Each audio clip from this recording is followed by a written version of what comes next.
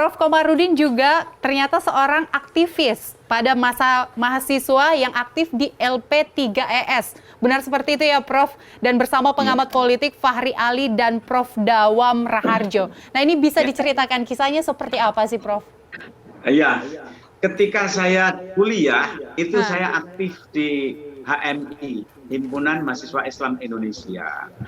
Alma mater saya itu ada satu, secara resmi saya mahasiswa di IAIN. Kedua, saya aktif di HMI. Kelebihan HMI itu organisasi lintas universitas. Sehingga berbagai pertemuan, pelatihan, training, diskusi, saya bertemu kawan-kawan, tidak hanya IAIN, tapi kawan dari UI, dari Trisakti, dari UNAS, sekian banyak mahasiswa aktivis itu saya berjumpa, bahkan lintas agama. Sejak mahasiswa, pergaulan saya sudah lintas agama. Nah, yang ketiga, saya jadi wartawan, reporter, dan lama-lama saya menikmati sekali ketemu banyak orang. Jadi ketemu tokoh-tokoh itu menginspirasi. Misalnya gini, satu hari saya wawancara Taufik Abdullah, Dr. Taufik Abdullah. Sebelum wawancara, dia menyoal buku saya apa saja yang pernah engkau baca. Disoal. Nah, saya sebelum wawancara orang, itu pasti saya baca bukunya dulu.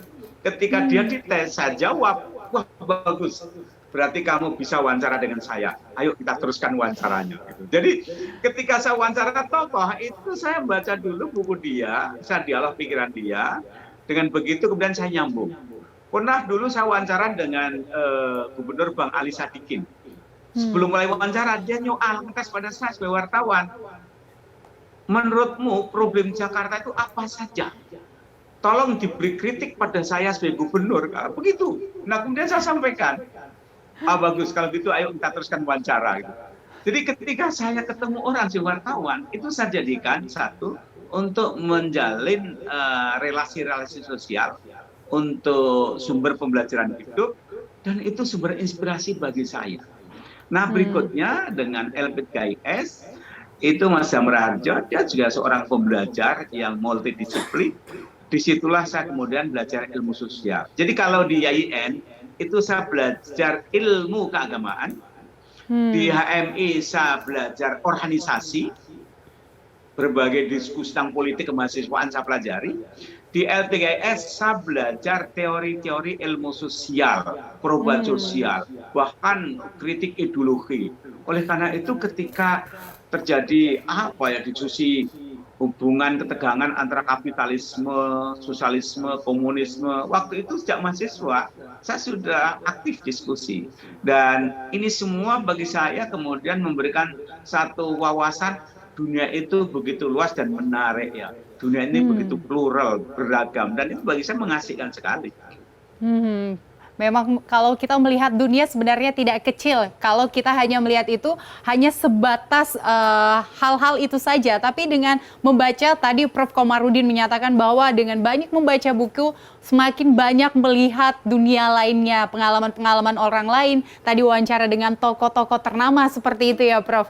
Nah, Prof, ini kan bulan Juni. Bulan Juni adalah bulan kelahiran dari Pancasila yang tepatnya diperingati setiap tanggal 1 Juni. Nah, bagi Prof. Komarudin sendiri, apa sih, Prof, makna dari lahirnya Pancasila ini, apalagi di tengah pandemi saat ini? Ya, saya tuh kagum sekali dengan para pejuang pendiri bangsa yang kemudian melahirkan Pancasila. Ada moto lagi Bhinneka Tunggal Ika, itu saya kagum sekali. Tapi sekaligus menyadarkan diri saya, apa? Bahwa tradisi masyarakat Nusantara ini adalah rukun, inklusif, toleran. Buktinya apa? Buktinya dulu sebelum Indonesia merdeka, di Nusantara ini telah berdiri sekian banyak kesultanan kerajaan, layaknya sebuah negara yang kecil-kecil di Eropa Barat. Di Eropa itu kan negara kan kecil-kecil, penduduknya 5 juta, 6 juta. Nah, Indonesia seperti itu dulunya itu. Kerajaan sejak dari, katakanlah, dari Aceh sampai ke Bone kan udah kerajaan. Belum lagi di Demak, di Cirebon, Jogja. Tapi mereka itu dengan sukarela melebur menjadi satu, membangun rumah besar namanya Indonesia. Ini kan suatu perjuangan kelapangan dada, mari kita rukun damai membangun rumah bersama. Dasarnya bukan etnis. Kalau rebutan etnis yang dominan nanti Jawa. Bukan juga Islam, agama. Kalau agama kan Islam. Tapi kemudian dirumuskan bersama, dicari ideologi apa, dasar apa, falsafah apa yang bisa diterima semuanya. Maka muncullah Pancasila. Dan Pancasila itu merupakan realitas cita-cita living values yang ada dalam masyarakat kita, tapi sekaligus itu ternyata juga universal. Dunia itu mengakumi, coba, apa yang tidak bisa diterima dari Pancasila oleh negara lain, semua menerima. Ketuhanan, itu banyak negara yang ketuhanan. Di Amerika aja, in God we trust, kan ketuhanan. Kemudian kemanusiaan, negara mana yang tidak menghargai kemanusiaan? Lalu kebangsaan, keadilan, musyawarah. Jadi bagi saya Pancasila itu satu, punya akar kesadaran pemahaman living values yang ada di Nusantara. Kedua, sebagai satu pemersatu kohesi nasional. Yang ketiga, ternyata visinya universal. Lalu menurut Prof, ya, menurut Prof Komarudin sendiri, bagaimana cara mengimplementasikan nilai-nilai Pancasila itu di tengah kondisi pandemi saat ini, Prof? Pancasila itu ada yang dilaksanakan tanpa harus menyebut. Misalnya selama pandemi, ketuhanan. Orang sekarang ini tingkat ketuhanannya tinggi, spiritualitasnya tinggi, kemanusiaan, kepeduliannya tinggi banget, gitu kan? Kesatuan. Dari sisi itu bagi saya banyak orang melaksanakan Pancasila. Hanya saja ada satu hal yang masih berat, yaitu keadilan dan kesejahteraan. Itu yang masih harus dikawal, diperjuangkan, baik oleh individu, oleh ormas, oleh partai, maupun oleh pemerintah yang dia mendapat mandat dari negara maupun masyarakat. Bagaimana menciptakan keadilan dan kesejahteraan. Dan itu muara dari Pancasila. Dan itu salah satu agenda mengapa negara didirikan, itu untuk mencerdaskan, menyejahterakan rakyatnya, dan ikut serta membangun perdamaian dunia. Kan indah sekali. Baik, lalu menurut Prof Komarudin, bagi mereka yang saat ini, kondisi pandemi saat ini masih banyak yang tidak mempercayai adanya COVID-19, masih belum mau untuk divaksin. Nah, ini bagian dari sila mana yang sebenarnya tidak dijalankan? Itu sih urusan kecil itu, yang seperti itu. Itu bisa diselesaikan, tokoh agama, tokoh masyarakat, rektor, pemerintah ngomong itu selesai. Tapi yang sangat penting bukan itu sesungguhnya.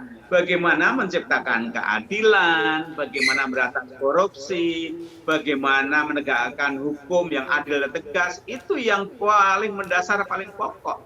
Rakyat kita itu mau kok menderita bersama, asal adil, mau saja. Dulu juga mau berjuang, asal bersama-sama, tujuannya jelas, transparan, mau saja. Jadi yang menjadi persoalan bukan itu. Persoalannya bagaimana tadi menegakkan keadilan, kesejahteraan, dan ketegasan hukum. Baik, ada mungkin saran Prof kepada pemerintah untuk menegakkan keadilan dan kesejahteraan tersebut dalam kondisi saat ini. Karena kondisi saat ini dalam untuk menegakkan kesejahteraan tentunya utamanya itu kondisi sekarang kan perekonomian kita masih dalam kondisi yang tidak bagus bisa dikatakan karena kondisi pandemi ini. Seperti apa menurut Prof Komarudin sendiri? Ini yang tidak mudah jawabnya. Karena dulu orang itu berjuang itu fight against, berjuang itu melawan siapa. Dan melawan itu wujudnya ada, imperialis, musuh. Rakyat mudah dimobilisasi. Tapi sekarang ini fight against, yang dilawan itu sistem kapitalis dunia. Yang ketika masuk ke sini, itu tidak berupa fisik, tapi sistem uang yang rakyat tidak tahu. Itu fight against. Yang kedua, setelah merdeka, fight for, yaitu berjuang untuk membangun. Dan kaitannya itu sudah global. Kalau dulu masih lokal, sekarang ini berkait-kaitan luar biasa. Campur tangan pengaruh asing, ini semakin intens. Dari dulu kan Indonesia ini menjadi contested zone, contested area. negara yang diperebutkan kekuatan asing, sehingga agama masuk ke sini, kemudian penjajah ke sini, semuanya kan asing. Tapi ada yang memperkaya budaya Nusantara, tapi ada yang benar menguras kekayaan Nusantara. Oleh karena itu, Indonesia dengan politik bebas aktif itu kan satu visi yang luar biasa, tapi ternyata tidak mudah. Oleh karena itu, sekarang ini untuk menciptakan itu yang saya juga tidak habis pikir. Asumsinya kan gini, semakin bebas ruang demokrasi dibuka, itu kan ekspresi rakyat semakin terbuka. Semakin maju teknologi digital, medsos, semakin bebas untuk bicara, mestinya kritik kan semakin terbuka. Tapi ternyata iklim demokrasi, iklim kebebasan itu tidak membuahkan juga kritik yang efektif untuk perbaikan. Nah, ini yang saya nggak tahu teorinya. Jadi ada teori-teori lama yang patah bagi saya.